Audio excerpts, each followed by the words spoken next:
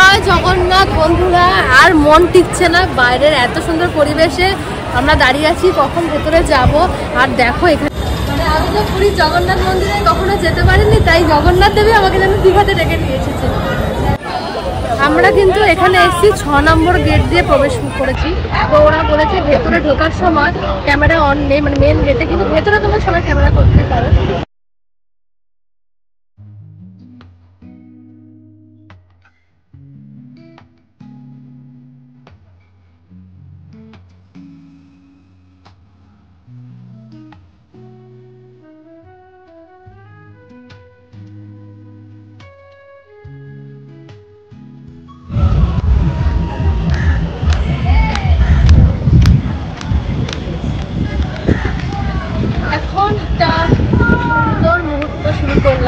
কেন বলছি বন্ধুরা, এখন আমরা সবাই মিলে যাচ্ছি পুরীর জগন্নাথ। তো এটার জন্য আমাদের দীঘায় মেন আসা, সেই উদ্দেশ্য আজকে পুরো হতে চলেছে। মানে বাড়ি থেকে শুধু ফোন আসছে, কখন যাবে আমাদের একটা ছবি পাঠাস, ভিডিও করি। তো ফাইনালি সেটার মুহূর্তটা এখন আমি দেখতে যাচ্ছি। এতদিন মানে এই 30শে এপ্রিল হয়েছে উদ্বোধন, তো এখনো বেশি দিন হয়নি, মে মাসে চলছে। তো যাবো ওইখানে, এতদিন যাদের মোবাইল দেখেছি আজকে নিজের চাক্ষুষভাবে দেখবো সেই মুহূর্তটা সাক্ষী হতে চলেছে। চলো ওখানে সবার সাথে দেখা হচ্ছে। আমরা বেরিয়ে পড়েছি জগন্নাথ ধামের উদ্দেশ্যে। এই যে গেটটা তোমরা দেখতে পাচ্ছ, এটা কিন্তু জগন্নাথ দেবের মাসির বাড়ি তৈরি হচ্ছে। আর তোমাদেরকে বলি, এখানে কিন্তু অটো ভাড়া 20 টাকা। মানে ওল্ড দীঘা থেকে যদি জগন্নাথ দেবের ধামে যাও বা নিউ দীঘা থেকে যাও, অটো ভাড়া কিন্তু মাথা পিছু 20 টাকা করে দিতে হবে।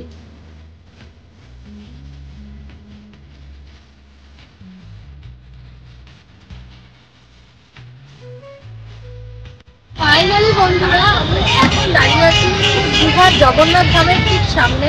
তোমরা দেখতে পাচ্ছ মন্দিরের এই দেখো পতাকা উঠছে, দূর থেকে দেখতে পাচ্ছি, যেটা 30শে এপ্রিল উদ্বোধন হয়েছে। সবার মোবাইলে ছড়িয়েছিল, আজকে আমি নিজের চোখে সেটা দেখতে এসেছি। মানে যা, সেটা আমার কাছে খুবই একটা ভাগ্য যে আমি এত তাড়াতাড়ি উদ্বোধন হয়েছে তার মধ্যেই চলে আসতে পেরেছি। ভেতরে দেখতে পাচ্ছ প্রত্যেকটা মানুষের লাইন পড়ে গেছে। তোমরা এখন লাইনে দাঁড়াবো, দেখি কত লাইন আছে, সেটা গিয়ে দেখতে পাবো। ভেতরে প্রত্যেকটা জিনিস তোমার সাথে শেয়ার করবো। তো চলো ওখানে যাওয়া যাক। মন্দিরের সামনে আমরা চলে এসেছি। এখানে কিন্তু একটাই সমস্যা, যেহেতু মন্দিরটা এখনো নতুন, পরে হয়তো ঠিক হয়ে যাবে। জুতো রাখার একটু সমস্যা। আমরা মন্দিরের এক কোণায় সবাই মিলে জুতোগুলো রেখে দিলাম, রেখে এবার লাইনে দাঁড়ালাম।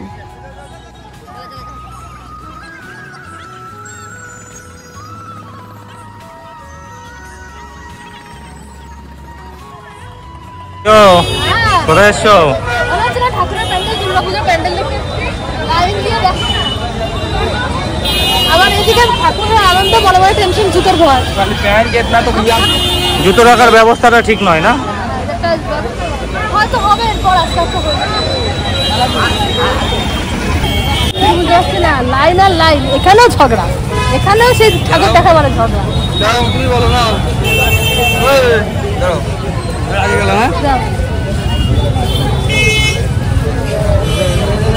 আমরা ভাবি যে দীঘায় মানুষ তারপর ওই দীঘায় সন্ধ্যাবেলা গিয়ে বসতাম, সেখানে কই মানুষ কোথায়, মানুষ তখন জগন্নাথ মন্দিরে আসবে না।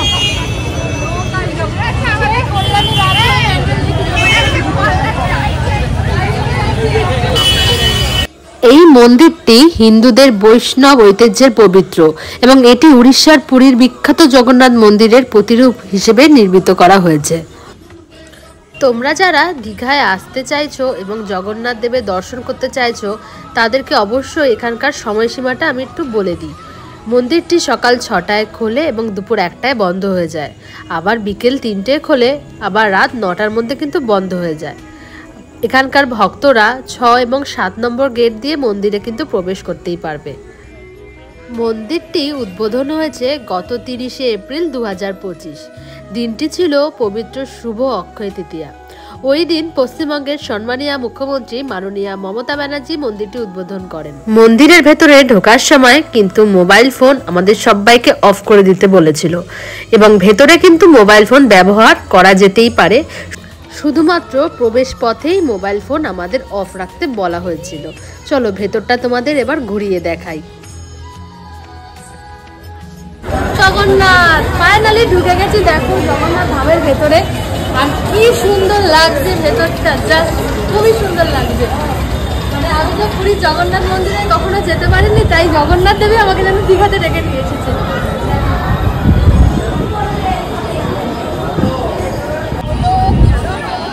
আমরা কিন্তু এখানে এসেছি 6 নম্বর গেট দিয়ে প্রবেশ করেছি। তো ওরা বলেছে ভেতরে ঢোকার সময় ক্যামেরা অন নেই, মানে মেন গেটে, কিন্তু ভেতরে তোমরা সবাই ক্যামেরা করতেই পারো। আপাতত এত দূর তো ক্যামেরা করতে দিচ্ছে, মেন ঠাকুরের দর্শনে কি করবে জানি না, তো এত দূর করতে পারছি। তো দেখো এদিকটা দেখো গেটের প্রবেশ মানে পত্র করেছে। তো এখনো এই গেটটা খুলিনি, আমরা পাশের 6 নম্বর গেটটা দিয়ে ঢুকেছি। এই টাইমে এসেছি প্রধান কারণ মানে খুব ভালো লাগছে, আর হচ্ছে ওয়েদারটাও খুব সুন্দর, আর লাইটিং দিয়েছে মেয়ে। ঠিক আছে, তোমাদের প্রত্যেকটা জায়গা ঘুরে ঘুরে প্রত্যেকটা দেখাবো শেষ অবধি। তোমরা যারা আসতে চাইছো পশ্চিমবঙ্গের থেকে পশ্চিমবঙ্গের বাইরে, অবশ্যই দীঘা জগন্নাথ মন্দির। সমুদ্র তীরে পুরাতন জগন্নাথ মন্দিরের জায়গায় নতুন মন্দির নির্মাণের কথা ছিল, তবে পরিবেশগত বিধিনিষেধের কারণে সেখানে মন্দির তৈরি করা সম্ভব হয়নি। পরে এটা দীঘা রেল স্টেশনের পাশে মন্দির নির্মাণের জন্য জমি নির্বাচন করা হয়। দীঘা শঙ্করপুর উন্নয়ন কর্তৃপক্ষ মন্দিরের জন্য 20 একর জমি প্রদান করেন। এই মন্দির নির্মাণের দায়িত্ব দেওয়া হয় পশ্চিমবঙ্গ গৃহায়ণ অবকাঠামো উন্নয়ন কর্পোরেশনকে। পুরীর জগন্নাথ মন্দিরের অন্যতম প্রধান ভক্ত রাজেশ দৈত্যপতির নেতৃত্বে পুরোহিতরা নিম কাঠের তৈরি জগন্নাথ মূর্তির প্রাণ প্রতিষ্ঠা সম্পন্ন করেছেন। এরপর ইসকনের ভক্তরাও পাথরের তৈরি জগন্নাথ মূর্তির প্রাণ প্রতিষ্ঠা অনুষ্ঠান করেন। একই সময় রাধাকৃষ্ণের পাথরের মূর্তিতে প্রাণ প্রতিষ্ঠা সম্পূর্ণ হয়।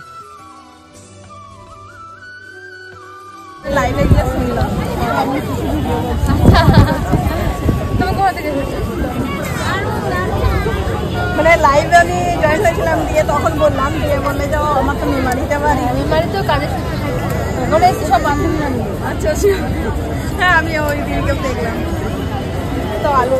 হ্যাঁ কোন দিকে আলো আসছে? সব দিকে আছে। এটা কি ব্লগ দেখা হয়ে গেছে, খুব ভালো লাগলো দেখা হয়ে। ঠিক আছে, আর ওই ধারে দাদা ভাই কিন্তু ফটো করে যাচ্ছে, ফটো করছে, ভিডিও করছে। খুব ভালো লাগলো, এগিয়ে যাও, আবার দেখা হবে নতুন কোনো জায়গায়।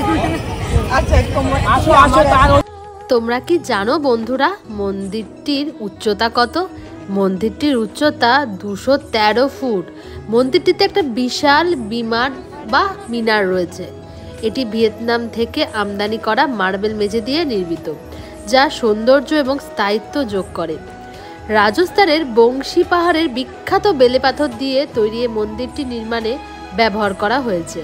পুরীর মতো দীঘার জগন্নাথ মন্দিরও রয়েছে লক্ষ্মী মন্দির, রয়েছে আলাদা ভোগশালা, অশ্বদ্বার, ব্যাঘ্রদ্বার, মূল প্রবেশদ্বার সহ মোট 4 দ্বার রয়েছে মন্দিরে। প্রবেশদ্বারের সামনে রয়েছে 18 মুখী 34 ফুট লম্বা অরুণ স্তম্ভ, মাথায় রয়েছে অরুণামূর্তি।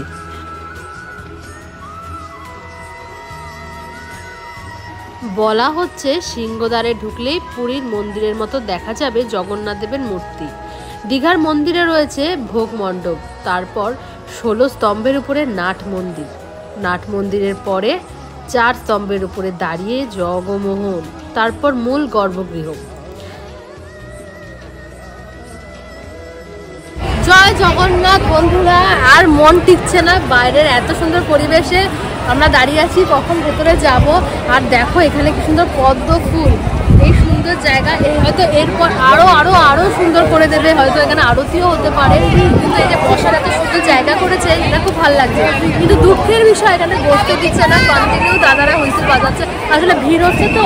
আর আমরা এতদিন মানে কালকে বসে ভেবেছি যে মানুষ কোথায়, দীঘায় কোথায়, এই যে দীঘার মানুষ এইখানে। বন্ধুরা দীঘায় এত সুন্দর একটা জায়গা হয়েছে, তো মানুষ কোথায় যাবে? এত মানুষের ভিড় ঢল দেখো, সত্যি সত্যি অসাধারণ অসাধারণ। দিনের আলো একরকম লাগতো হয়তো, ও দিনের আলোটা আমি দেখিনি, রাতে এটা আরো সুন্দর লাগছে। কে উঠছে রাতের আলোতে, তাই না? খুব ভালো লাগছে। চলো ভেতরে চলো। দীঘার মূল মন্দিরের সিংহাসনে থাকবে জগন্নাথ, বলরাম এবং সুভদ্রার মূর্তি। ভোগ মণ্ডপ ও নাট মন্দিরের মাঝে রয়েছে গরুর স্তম্ভ। নাট মন্দিরের দেওয়ালে রয়েছে কালো পাথরের তৈরি ছোট ছোট দর্শবতার মূর্তি। দীঘার জগন্নাথ মন্দিরেও কিন্তু থাকছে লক্ষ্মীর মন্দির। জগন্নাথের ভোগ রান্নার জন্য আলাদা আলাদা ভোগশালা তৈরি করা হয়েছে। দীঘার মন্দিরের পাথরের তৈরি জগন্নাথ, বলরাম, সুভদ্রার মূর্তি রয়েছে, কিন্তু পুজো হবে নিম কাঠের তৈরি মূর্তিতেই।